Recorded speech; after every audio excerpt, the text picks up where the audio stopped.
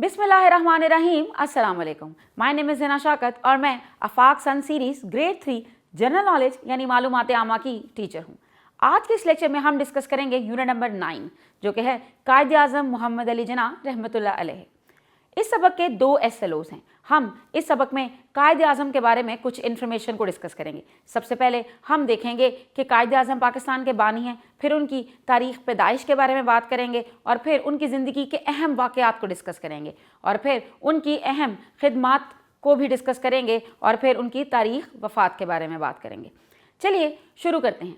कायद आज़म पाकिस्तान के बानी हैं। कायद का मतलब होता है रहनुमा और आज़म का मतलब होता है बहुत बड़ा। तो कायद आज़म का मतलब है अजीम रहनुमा यानी कि बहुत बड़े रहनुमा। कायद आज़म का नाम मोहम्मद अली जिन्ना है और उन्हें कायद आज़म का खिताब दिया गया है। जब भी किसी शख्स को कोई खिताब दिया जाता है तो वो किसी खिदमत के सिले में दिया जाता है। कायद आज़म ने मुसलमानों की रहनुमाई की है to get a separate homeland, to get a separate country, जिसे पाकिस्तान कहते हैं।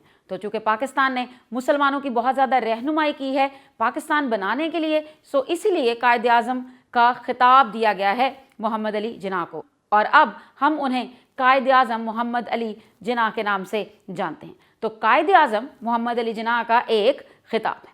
तारीख़ पैदाइश की बात करें तो कायद आज़म मोहम्मद अली जिन्ना 25 दिसंबर 1876 यानी कि 25 दिसंबर 1876 को कराची में पैदा हुए। कायद आज़म बचपन से ही ज़हीन तालिब इल्म थे और बहुत ही मेहनती थे।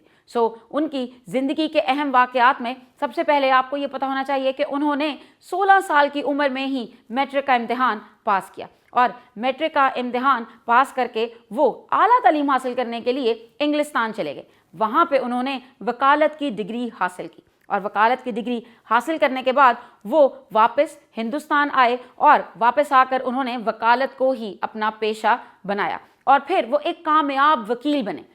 अब वो एक कामयाब वकील हैं जिनके पास एक इंटरनेशनल स्टैंडर्ड की डिग्री भी थी और वो बहुत ही मेहनती इंसान थे। वो कभी भी अपना टाइम ज़ाया नहीं करते थे और हमेशा वो चीज़ों को वक्त पर करते थे। तो कायद आज़म ने जब वतन वापस आए, हिंदुस्तान वापस आए, तो मुसलमानों की बहुत खिदमत की। जब कायद आज़म हिंदुस्तान में वापस आए आला तालीम हासिल करने के बाद तो उन्होंने देखा कि मुसलमानों के हालात वहाँ पे ठीक नहीं थे, मुसलमानों को उनके हकूक़ नहीं दिए जाते थे। तो कायद आज़म ने मुसलमानों के हक़ में आवाज़ उठाने का फ़ैसला किया। कायद आज़म 2 कौमी नज़रिए पर यकीन रखते थे कि हिंदू और मुसलमान 2 अलग अलग कौमें हैं और इसीलिए उन्होंने मुस्लिम लीग ज्वाइन की और उसके कुछ ही अरसे बाद उन्हें मुस्लिम लीग का सदर बना दिया गया। तो मुस्लिम लीग के जब वो सदर बन गए तो 1940 में लाहौर में उन्होंने एक जलसे से खिताब किया as the president of Muslim league, यानी कि कायद आज़म की ज़ेर सदारत मुस्लिम लीग का जलसा हुआ लाहौर में, जिसमें एक करारदाद पेश की जिसे करारदाद पाकिस्तान भी कहते हैं, जिसमें उन्होंने ये डिफ़ाइन किया कि मुसलमानों का एक अलग वतन होना चाहिए और फिर उस अलग वतन को हासिल करने के लिए दिन रात मेहनत की और उसी मेहनत और कोशिश के नतीजे में 14 अगस्त 1947 को पाकिस्तान इस दुनिया के नक्शे पर उभरा, यानी कि पाकिस्तान बन गया, मुसलमानों के लिए उनका एक अलग वतन बन गया और ये कायद आज़म की ही रहनुमाई में हुआ। तो ये एक बहुत इम्पॉर्टेंट इंसिडेंट था हिस्ट्री का। कायद आज़म की जो वफ़ात है वो एक बीमारी के बाद फौत हुए और उनकी जो तारीख़ वफ़ात है वो है 11 सितंबर 1948 और कायद आज़म को कराची में ही दफन किया गया।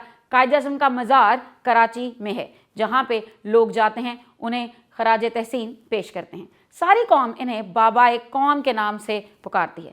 पाकिस्तान बनने के बाद कायद आज़म ही थे जो पाकिस्तान के पहले गवर्नर जनरल भी बने। ये कायद आज़म के बारे में कुछ इम्पॉर्टेंट मालूमात हैं।